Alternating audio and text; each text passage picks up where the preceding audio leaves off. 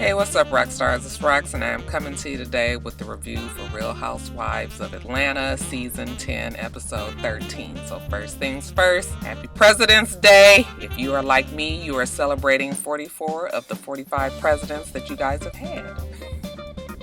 Observing the day, I'm off today, and I am in the old studio, Jada's car, because I am getting some work done on Foxy today. So I was going to do the video just tomorrow, but I decided to go on and do it today. This is Monday. I don't know if it'll get up on Monday, but I'm definitely recording it on Monday. Let's get to it, shall we?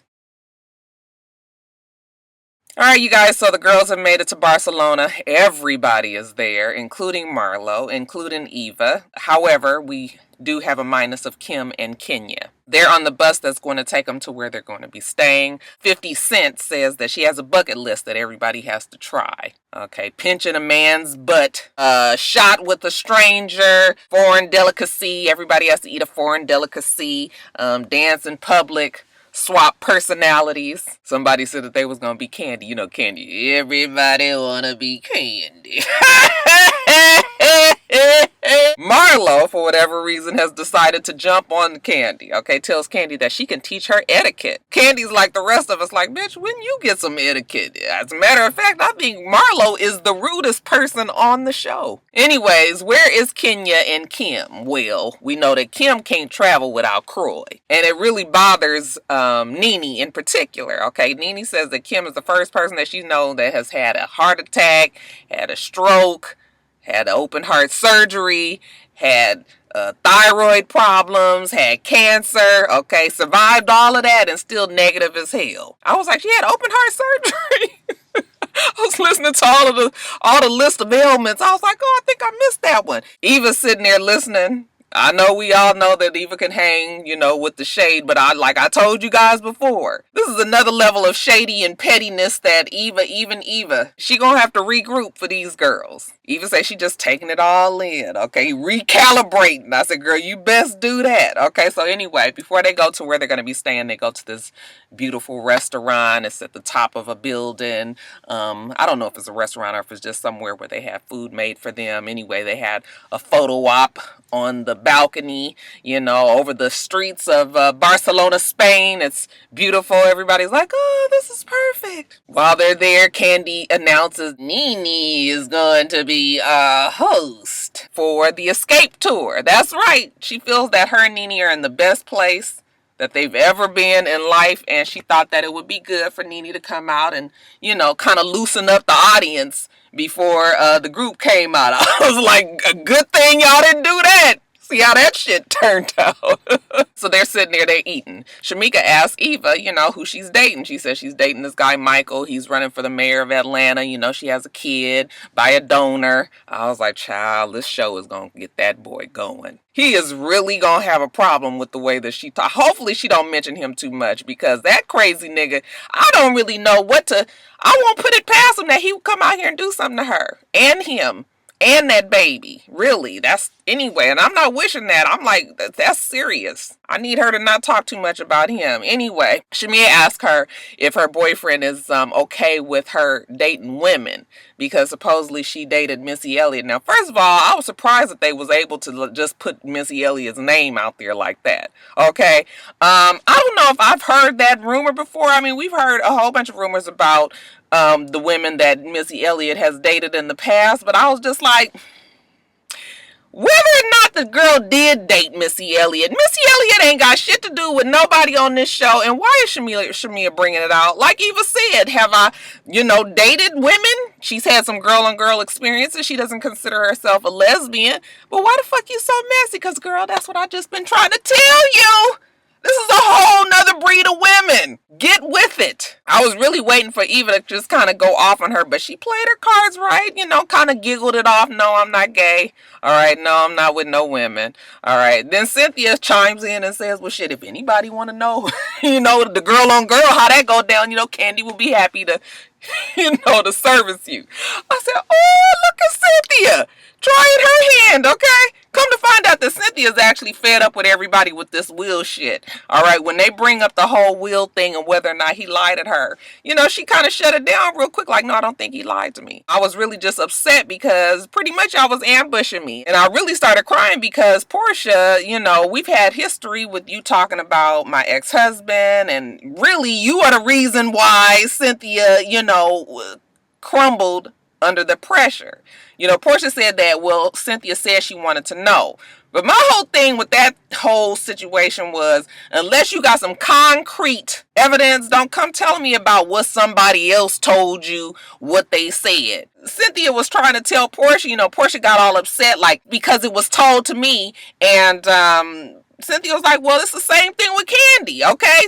Somebody told you what Candy supposedly said. The shit didn't turn out to be true. Now Portia was just like, wait a minute, you are comparing two totally different things.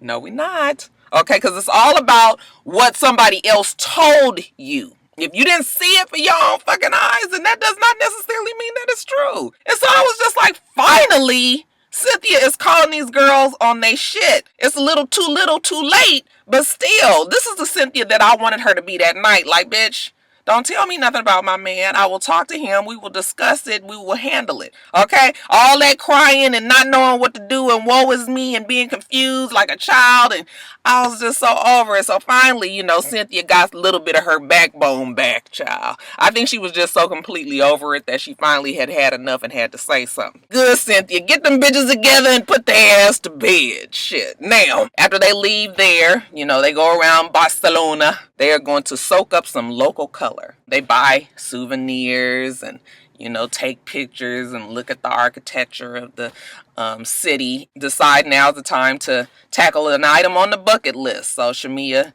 does her version of some modern dance on the streets and get enough of an audience to watch. Don't look like she makes any money, though. Okay, now it's time to go to the villa that Cynthia has gotten off of Airbnb. So they get to the place that's gated. There's two, you know, kind of lackluster, lackadaisical type dancers on the front stairs, you know.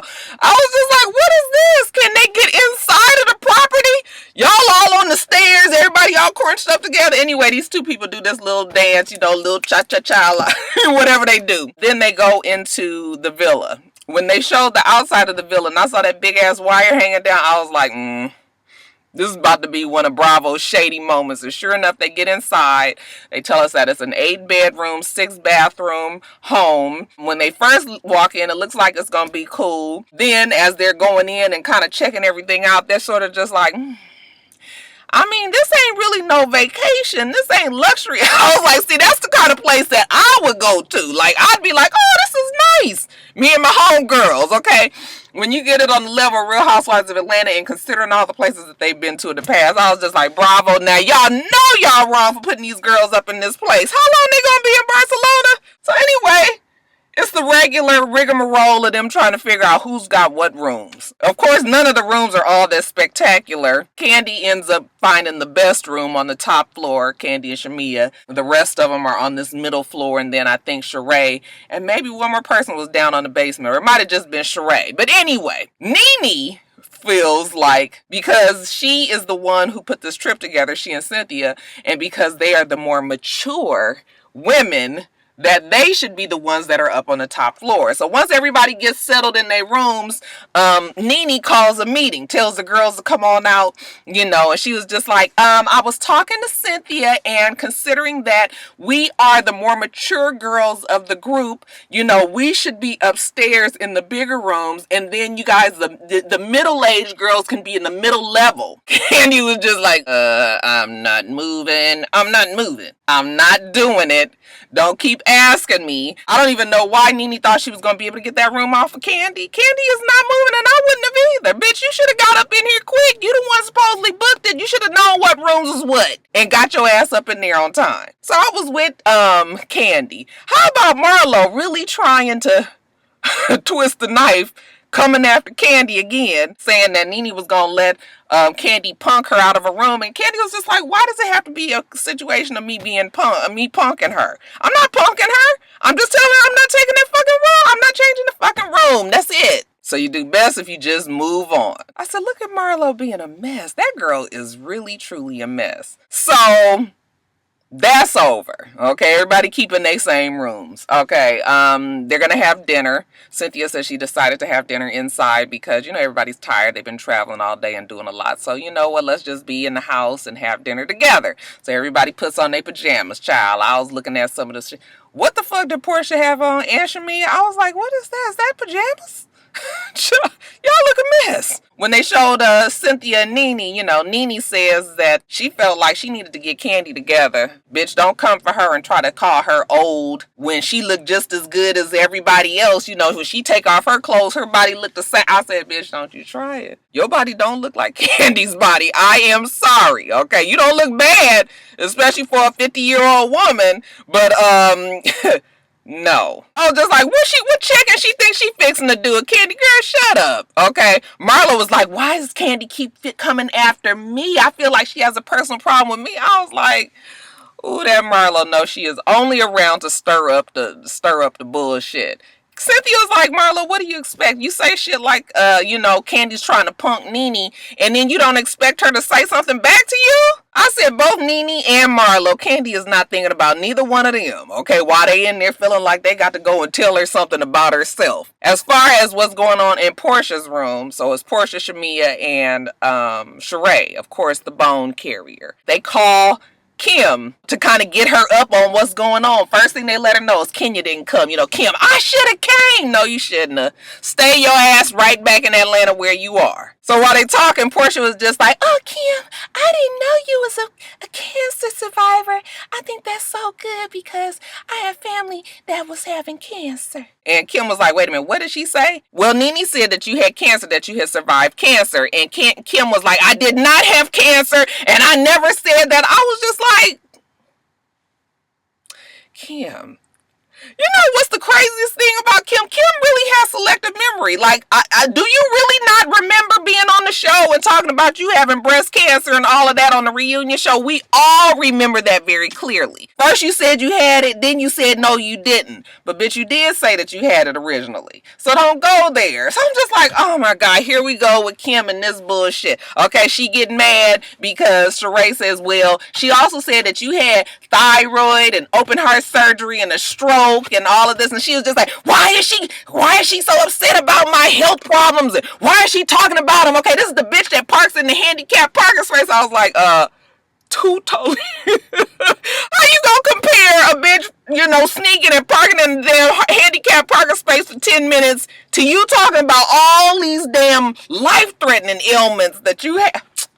Kim, cut it out. So, of course, Kim is all upset. I got something for her ass. I got something for her ass. Okay, she need to be thinking about the roaches that she have in her house. That's when the girls was just like, oh, shit, here we go. And I'm thinking to myself, why she get that mad over something that Nene said when it was the truth? You did have all these ailments, let you say it. Okay, so what is the problem here? It's time for dinner. Everybody's got their pajamas on. They go sit at the table. I was like, where the fuck they got these people with these damn bars on the window? Y'all down the street from my daddy's house? I was just like, oh, and them the old school bars too. I was like, bitch, you gonna get burnt up if that place catch on fire. It don't look like it had a safety release or nothing. Shit. But anyway, the girls all sit down and we're gonna have dinner. It is a fucking shade fest at that table. I was cracking up at the zingers that was just going back and forth across that table. And I was actually very surprised and very proud that the women were able to handle all of the shit that was going back and forth without there being no real fight getting started, because it really could have went there. It really could have went there. Nene's still upset about the whole mature versus elderly talk. And, Candy was just like, okay, I got the words mixed up. You said mature instead of elderly. But Nene did mean it, meaning like we are the oldest ones, okay? Because she did say something about the middle-aged girls being in the middle, okay? So Nene, while she was getting all hoy, I was like, why is she getting so huffed up? Okay, first you want to make it a big deal that you 50 years old, and then you get upset when the younger girls point out that you 50 years old. Yeah, Nene said she ready to pop off, but they able to, like I said, they recover very well. She even does the prayer over the food, said, Lord, please don't make me pop off, whatever. Marlo jumps in again and tries to make shit worse, just twisting that knife, going up against Candy again. Candy is really not trying to pay Marlo no attention. You know, Eva is just sitting over there looking like, you girls are a different breed.